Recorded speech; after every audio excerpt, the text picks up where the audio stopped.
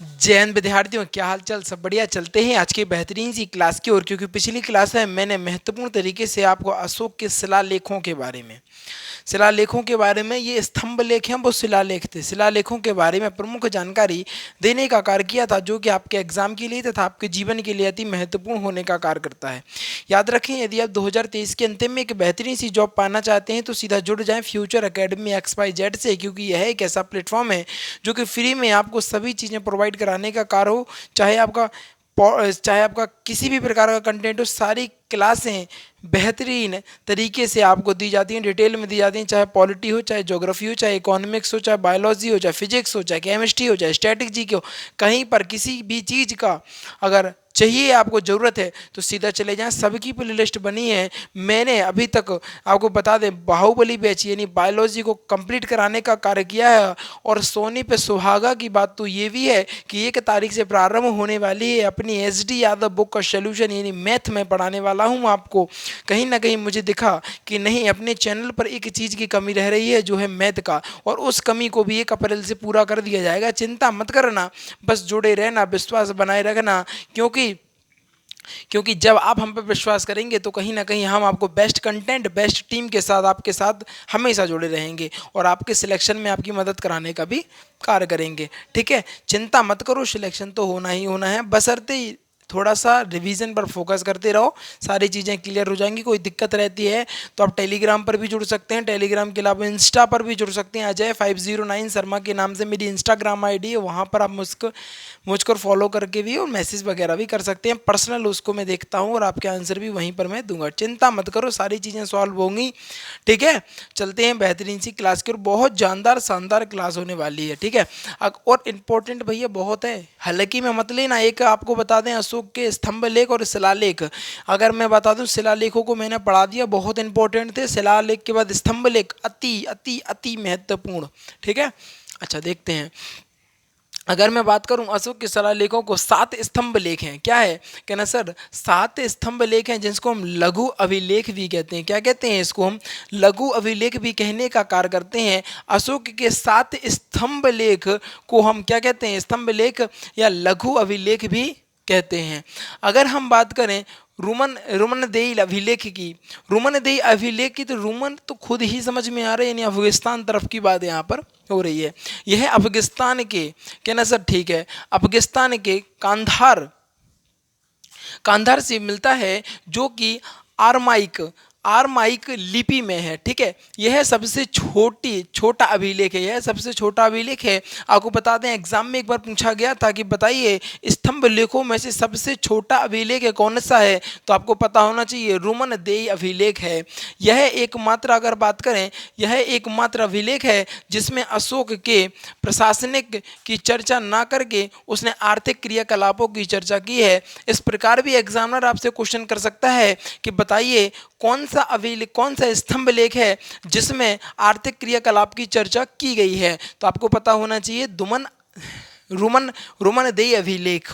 तो ये फायदा होता है डिटेल से पढ़ने का। देख रहे हो, 1 2 3 क्वेश्चन बन गए, एक हेडिंग से 3 क्वेश्चन बन गए। इसीलिए मैं कहता हूँ डिटेल से पढ़ना चाहिए, बहुत महत्वपूर्ण रहती हैं चीज़ें। अगर मैं आगे बात करूँ कौशाम्बिक अभिलेख की, तो कौशाम्बिक अभिलेख में देख सकते हैं, इसमें अशोक ने अपनी पत्नी, इसमें अशोक ने अपनी पत्नी कारूबाकी द्वारा दिए गए दान की चर्चा की गई है। अब बताओ, ये क्वेश्चन भी बन सकता है कि बताइए किस अभिलेख ने अशोक ने अपनी पत्नी के दिए गए दान की चर्चा की है, तो आपको पता होना चाहिए कौशाम्बिक अभिलेख में अशोक ने अपनी पत्नी के द्वारा दिए गए जो दान था उसकी चर्चा की गई है। अतः इसे हम रानी का अभिलेख भी कहते हैं। यह भी क्वेश्चन हो सकता है कि बताइए किस स्तंभ लेख को रानी का अभिलेख बोलते हैं, तो आपको पता होना चाहिए कौशाम्बिक अभिलेख को हम रानी का अभिलेख कहते हैं। इतनी बात समझ में आ गई कि नहीं? पहले तो ये बताओ, हम इसके बाद आगे बढ़ेंगे। हम आ गई ना? अब देखो, अगर मैं बात करूं, अकबर ने इसे इलाहाबाद में स्थापित कराया। कहाँ पर? अकबर ने इसे इलाहाबाद में स्थापित करा दिया, कतई कोई दिक्कत नहीं है, सारी चीज़ें बेहतरीन चल रही हैं। अब देखो, ये क्वेश्चन बन सकता है, बताओ रानी का अभिलेख किसे कहते हैं? कहना सर कौशाम्बिक। नंबर 1, बताओ कौन से अभिलेख में अशोक की पत्नी के द्वारा दिए गए दान की चर्चा है? आपको पता होना चाहिए कौशाम्बिक अभिलेख में। ये बात समझ में आ गई? आगे देखो, अब आ गया तीसरा अभिलेख की अगर हम बात करें तो उसको बोलते हैं टोपरा अभिलेख। कौन सा? कहना सर टोपरा अभिलेख, जो कि हरियाणा में अवस्थित है। फिरोज शाह तुगलक ने इसे दिल्ली के तुगलकाबाद में स्थापित करा दिया। क्या करा दिया? फिरोज शाह तुगलक ने इसे दिल्ली के तुगलकाबाद में स्थापित करा दिया। अब आपको पता होना चाहिए कि टोपरा जो अभिलेख है वो किसने दिल्ली के तुगलकाबाद में स्थापित किया? तो आपको पता होना चाहिए फिरोज शाह तुगलक ने। इतनी बात समझ में आ गई? आगे देखो, आ गई ना? आगे अगर हम बात करें मेरठ अभिलेख, यानी जो कि यूपी में अवस्थित है। पहले यह मेरठ में था। कहाँ पे था? कहना सर यह मेरठ में था। फिरोज शाह तुगलक ने इसे तुगलकाबाद में स्थापित कराया। फिरोज शाह तुगलक ने इसे कहाँ पर कराया? कहना सर तुगलकाबाद में इसको स्थापित कराने का कार्य किया। अगर हम आगे बात करें पांचवी अभिलेख की, तो इसको बोलते हैं रामपुरवा अभिलेख। क्या बोलते हैं? कहना सर रामपुरवा अभिलेख, यह बिहार के चंपारण में स्थित है। कहाँ पर? कहना सर यह बिहार के चंपारण में स्थित है। इसकी जो खोज है 1872 में किसने की थी? कार्ल लायक ने की थी। इतनी बात समझ में आ रही कि नहीं? अब क्वेश्चन किस प्रकार उठेगा एग्जामिनर, ये भी मैं बताऊंगा, चिंता मत करो। ठीक है, रामपुरवा अभिलेख की बात करूँ तो यह बिहार के चंपारण में स्थित है। ठीक है, इसके बाद लौरिया नंदगढ़, लौरिया नंदनगढ़ कहाँ पर स्थित है? बिहार के चंपारण में अवस्थित है। अगर हम बात करें सातवीं यानी आखिरी अभिलेख की, तो लोहरिया अरेराज अभिलेख कहाँ पर स्थित है? कहना सर ये भी बिहार के चंपारण में अवस्थित है। अब मैं बताऊंगा आपको किस प्रकार आखिर एग्जामिनर क्वेश्चन बनाएगा और क्या प्रश्न करेगा, जिससे कि आप घूम जाएंगे। अब समझो, यहाँ पर समझो। अगर हम बात करें, वो पूछ सकते हैं इस प्रकार की, बताइए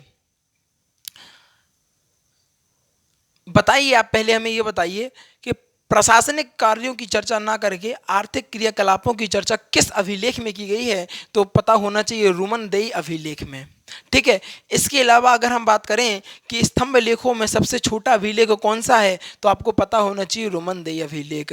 ठीक है, अफगानिस्तान के कांधार किस अभिलेख में देखने को मिलते हैं? तो आपको पता होना चाहिए रुमनदेई अभिलेख। 3 क्वेश्चन बने कि नहीं बने? भैया यही तो चीज़ें हैं, आपको समझना पड़ेगा चीज़ों को, तभी चीज़ें आखिर आपको समझ में आएंगी, अन्यथा ऊपर से चली जाएंगी।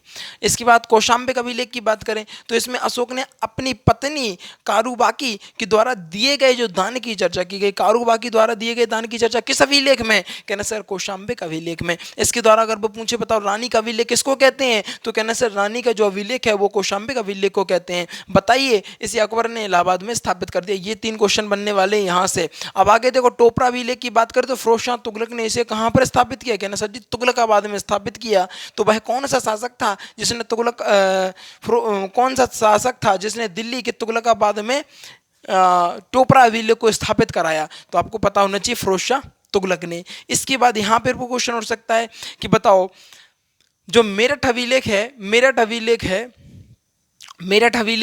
पहले कहाँ पर स्थित था? तो आपको पता होना चाहिए कि पहले मेरठ में था और फिरोज शाह तुगलक ने इसे तुगलकाबाद में स्थापित कराया। ठीक है, ये सारी चीज़ें याद होनी चाहिए। इस प्रकार भी क्वेश्चन उठ सकता है कि बताइए मेरठ अभिलेख को फिरोज शाह तुगलक ने कहाँ पर स्थापित कराया? तो होना चाहिए तुगलकाबाद में। इसके अलावा अगर वो पूछे रामपुरवा अभिलेख, तो कहना सर यह बिहार के चंपारण में स्थित है और इसकी खोज 1872 में कार्ल लायक ने की थी। ठीक है, अगर बात करें वो लौरिया नंदनगढ़ अभिलेख, तो बिहार चंपारण, ये तो सीधा सीधा है। लोहरिया अरेराज, कहना सर बिहार चंपारण। बताओ कितनी जानदार शानदार थी ना, और इंपॉर्टेंट भी सातों के साथ। तो स्तंभ लेख रट डालो, आपको बता दें एक ना एक क्वेश्चन फंसेगा। स्तंभ अभिलेख से तो फंसता ही फंसता है, रट लो, चीज़ें बहुत महत्वपूर्ण हैं। अब चलते हैं एक बार रिवीजन की ओर, जिससे कि और भी बेहतरीन तरीके से चीज़ें क्लियर हो जाएंगी। अच्छा, बात करें अगर हम अशोक के 7 स्तंभ लेख, तो रुमनदेई अभिलेख में यह अफगानिस्तान के कांधार में मिलता है, जो कि अरमाइक लिपि में लिखा हुआ है। यह सबसे छोटा अभिलेख है।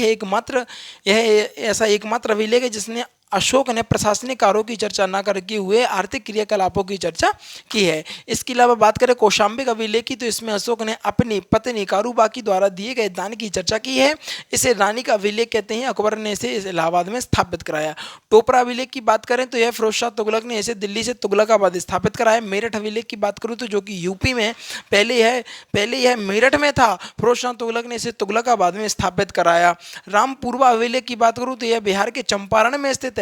इसकी खोज 1872 में कार लायक ने की थी। लौरिया नंदन गढ़ अभिलेख ये बिहार चंपारण में स्थित है। लौरिया आर्य राज ये भी बिहार चंपारण में स्थित है। बताइए मजा आया ना क्लास में। मेरा पूरा फोकस रहता है कि आपको समझा दें, यहीं रटा दें, क्योंकि मुझे पता है घर पे पढ़ने वाले आप नहीं हो। मैं बता रहा हूँ 1% घर पे पढ़ लोगे ना तो सिलेक्शन से कोई रोक नहीं सकता, बशर्ते रिवीजन करना पड़ेगा चीज़ों को। मैं हर क्लास में हर वीडियो में अपनी यही कहता हूँ कि भैया रिवीजन करो, डेली रिवीजन, वीकली रिवीजन, विशेष फोकस करो। सिलेक्शन से कोई रोक नहीं पाएगा, इस बात की गारंटी दे रहा हूँ मैं।